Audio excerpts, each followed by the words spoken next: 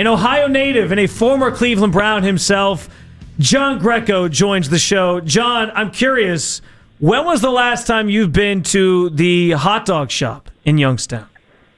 Good morning, guys. So it's been a while. Ken and I often talk about this, but I don't live in Youngstown anymore. I'm down in Columbus, so I try to make a trip there when I visit family. But there's two different ones. Yeah. He likes Jib Jab. That's not the original, though, right? Because listen, my wife, like Ken's wife, is she's from Warren, so Youngstown area, and like one of the first places she took me when I went and met her family and stuff was the hot dog shop. Yeah. So that's also the good one. Jay's is the one that was close to where I grew up. So that would be that's where my allegiance will always fall. So but if I'm back in Youngstown, there's so many good food spots that the hot dogs are up there, but that's more of a quick snack. Do you even know what we're talking about, Jake? You ever heard of this? Absolutely no. No, okay. I'm out on this. It's okay. Well, we'll have to take you sometime. We'll make a station trip. John, we've been talking a lot about all the different storylines intertwining and intersecting this week as the Browns get ready to play the Bengals. And one of the biggest that I kind of have for you just centers around being a former player yourself. Ken and Anthony got into it yesterday. We talked about it today. The idea that a win over the Steelers on Sunday at this point in the season, still playing hard, still playing for your coach, that can be a cultural changing win. I look back and say there's been other moments that the Browns have done similar things in recent years where it's really changed nothing about the culture. So how much can a win like that change the direction of the franchise and change things internally within the organization to get this culture going in the right direction? Yeah, I don't know how much it does to flip culture or instill the culture because of the simple fact that, right, wrong, or indifferent, there's going to be a roster facelift. Now, the core group of rookies that have contributed and been terrific players this year's rookie draft class, they're going to be here. Who knows what's going to happen with the rookie quarterbacks, but there's a lot of guys that are going to be in Browns uniforms that are going to be making big-time plays for a number of years. So, with them being rookies, I don't know if that carries over because there's so much time between, last weekend's Pittsburgh game and next September. And we all know how information travels now. That's going to be ancient history after the Cincinnati game. And who knows if the head coach and the GM are going to be the same, what the quarterback position is going to look like. The offensive line room is going to be look different. The receivers are probably going to look different. The defense hopefully remains intact, and we'll see if they add some different core pieces there.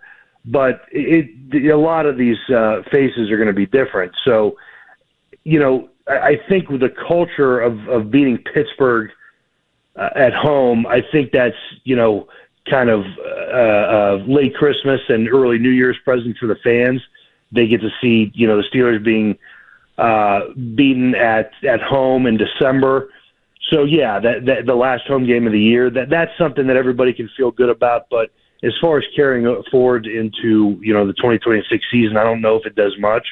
But the guys that are in the building could say, hey, look, we're no longer the ugly stepchild of the Pittsburgh Steelers. Like we're going to, when they come in here, they got to know that they're in for a fight and we're going to be knocking them off. So, how can the Browns go on the road and win divisional games and do that with continued success? Because that's going to be the ultimate way how they win the division. John, so obviously, last week against Buffalo, team played a really close game against what is obviously a playoff team. They go through, they beat the Steelers, who are currently seated in a playoff position. This team continues to play hard. If it's not something that changes for culture, then what does that show you about, Kevin Stefanski as a head coach, these players playing for him, and potentially, Kevin's job security, if at all anything?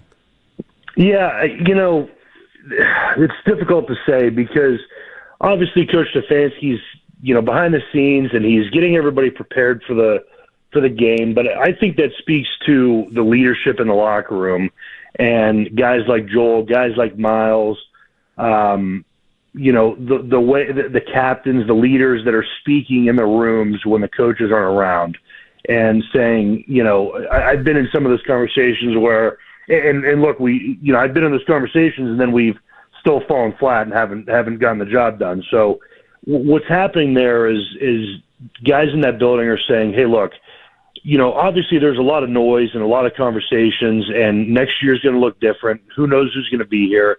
But look, let's spoil the Steelers party and make Week 18 for them, mean something.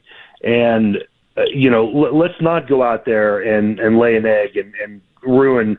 Let's give the Browns fans something they'd be happy about going into 2026 and winning our last home game.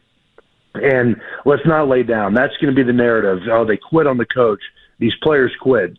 The leaders, it starts from the top and works all the way down the roster. And you see the young guys because, quite frankly, they probably don't know any different. They're relying on some of the veterans to hear that from when adversity has hit and they're saying, what do we do? This sucks.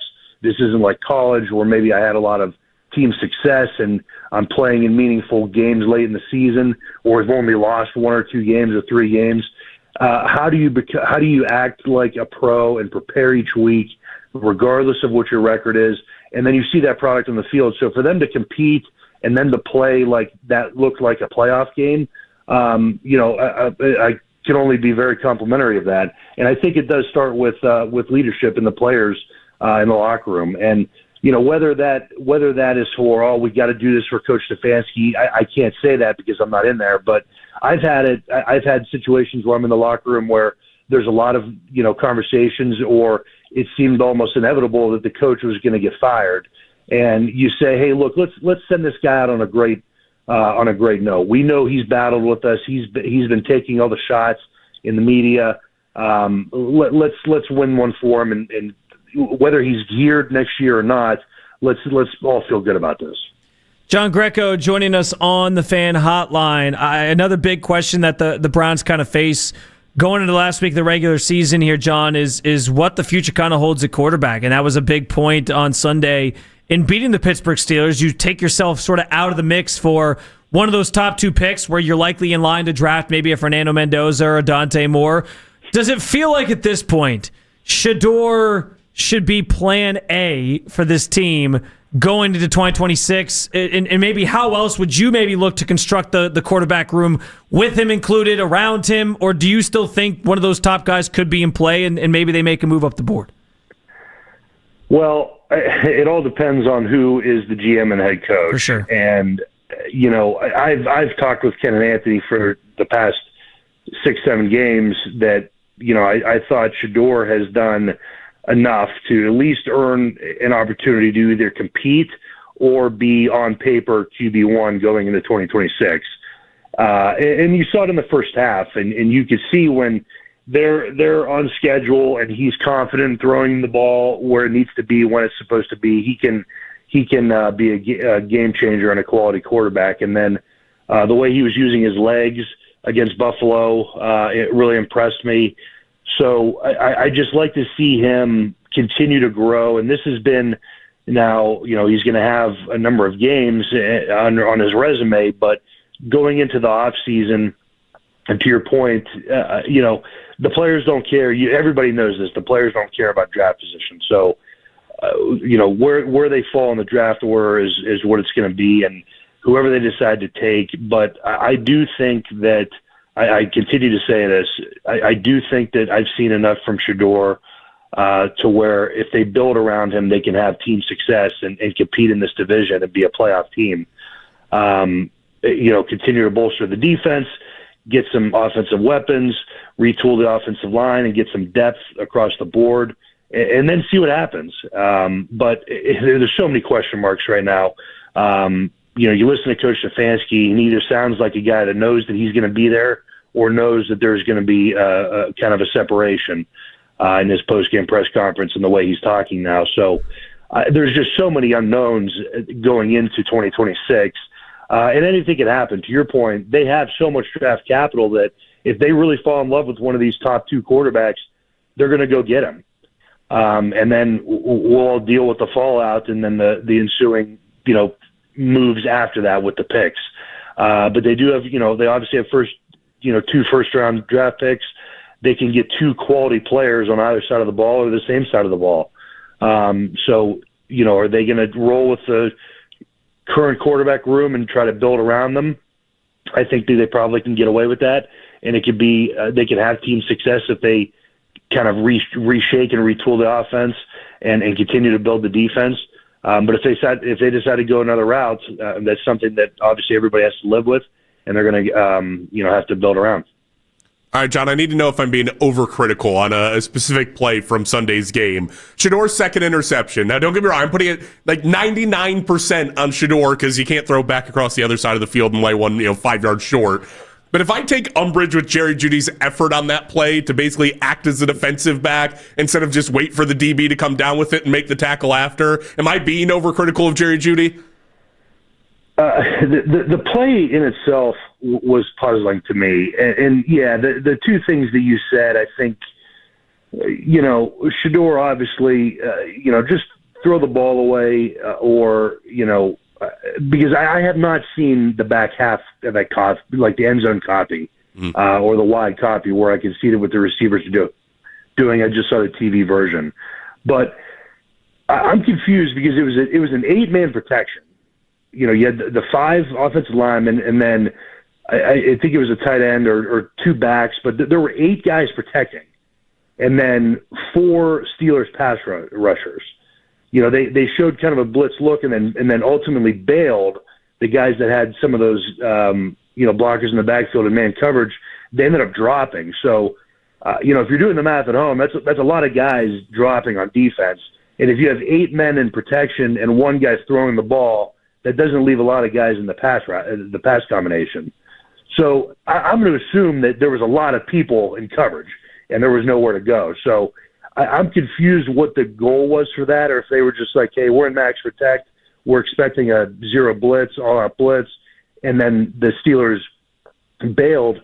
But yeah, I'm not going to overthink it, and I think you're on to something. Yet, Jerry Jeudy could have tried to do something different and played the defender, but let's not overthink it. Shedeur just has to, continue to improve in that area and making unnecessary mistakes because it's going to only help him in the long run. So I don't want to try to reinvent everything and overthink it. It was just a bad decision, a bad throw, and as he continues to grow as a professional, he'll learn, not to take that risk and not to take that chance because, he's not throwing to Jamar Chase or Puka Nacua or Justin Jefferson or a guy that can, when in doubt, you throw the ball up, he's just going to go make a play no matter how many guys are in coverage.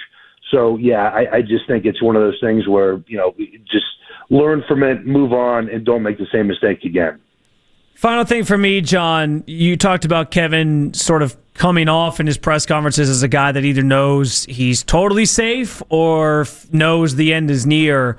If this thing ends with Jimmy Haslam deciding Kevin's the one fired, Andrew Berry, you get to stay and sort of see this thing through, is that fair? Like, is that the right approach? Because to me, it feels like there's so much wrong with this team beyond just some of the on-field stuff that's probably gone wrong for Kevin this year.